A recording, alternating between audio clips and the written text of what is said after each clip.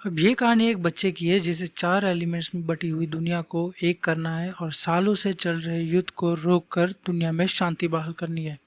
ये 4 एलिमेंट्स हैं पानी, धरती, आग और हवा। और सिर्फ एक एवेटार ही इन चारों एलिमेंट्स को बैंड कर सकता है ताकि वो दुनिया में शांति और बैलेंस बनाए रखे। मैं यहाँ इस सीरीज़ के ब्रीफ में नहीं जाऊँगा क्योंकि जिन्होंने नहीं देखी उनके लिए मैं यहाँ स्टोरी को स्पॉइल नहीं करूँगा, और जिन्होंने देख ली है वो पहले ही सब जानते हैं तो कोई पॉइंट नहीं बनता। तो चलो यार शुरू करते हैं।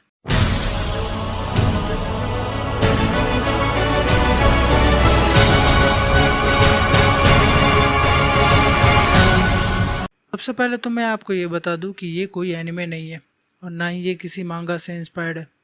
ये एक अमेरिकन टीवी शो है जो निकलोडियन ने सालों पहले 2005 में टेलीकास्ट करना स्टार्ट किया था।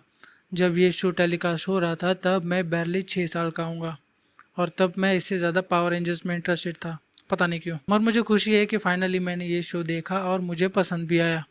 इस पूरी सीरीज़ का प्लस पॉइंट ये है कि ये पूरी सीरीज़ सिर्फ एक स्टोरी के बजाय कई स्टोरी लाइन्स को फॉलो करती है जो कैरेक्टर बिल्ड करने के लिए सबसे ज़्यादा ज़रूरी है, जैसे कि सोका की लव लाइफ, प्रिंस जुको का स्ट्रगल और जनरल एरो का विजडम। और इसे भी तो नहीं भूल सकते, मगर इसमें मुझे इससे भी बेहतर अगर कुछ लगा है तो वो है इसका वॉइस ओवर, खास करके इस मेन कैरेक्टर का। फर्स्ट एपिसोड से ही मुझे ऐसा लग रहा था मानो सदियों के बाद इस आवाज़ को सुन रहा हूँ, पता नहीं क्यों।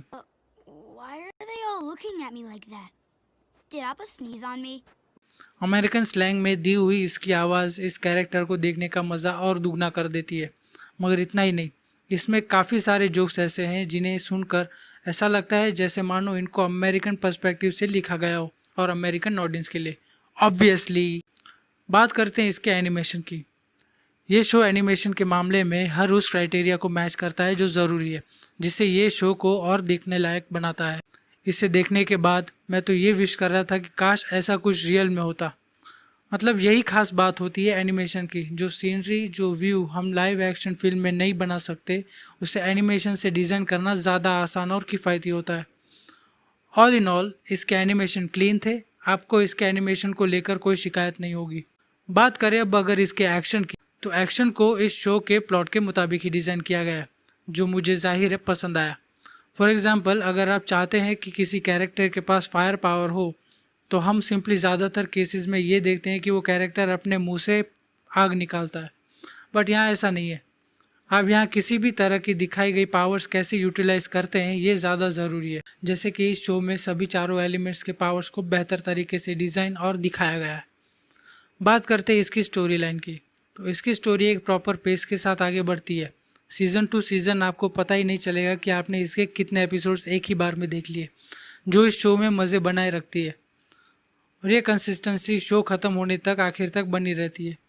इन सब के बाद भी हमें इस सीरीज़ में कुछ फीलर्स मिलते हैं जिससे इस शो से जुड़ी हुई कन्फ्यूजन काफ़ी हद तक दूर हो जाती है। हालांकि इसकी सबसे अच्छी बात यह है कि इन सब को जोड़कर भी ये पूरी सीरीज़ सिर्फ 30-40 एपिसोड तक ही सीमित रहती है। नारुतो और नारुतो शिपुडेन की तरह ये 1000 एपिसोड तक लंबा नहीं जाती। हालांकि मैं ये उम्मीद कर रहा था कि इस सबके बीच में अगर एंग और उसकी ट्रेनिंग ज़्यादा दिखाई जाएगी, जबकि ऐसा नहीं हुआ। और शायद इसलिए आप ये शो देखते वक्त ये अंदाज़ा नहीं लगा पाएंगे कि एज एन एवेटार एंग ने कितना प्रोग्रेस किया है throughout the whole season.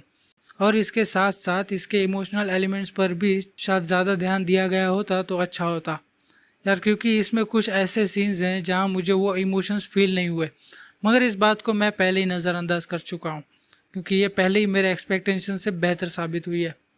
Avatar the last Airbender को मैं एक परफेक्ट शो नहीं कहूँगा, मगर इसमें वो सारे एलिमेंट्स हैं आग, पानी, धरती और हवा के अलावा जो आपको एंटरटेन करने के लिए काफ़ी होता है। इसकी स्टोरी लाइन, क्लासिक एनिमेशन और एपिक फाइट सीक्वेंसेस इसे और बेहतर बनाती है।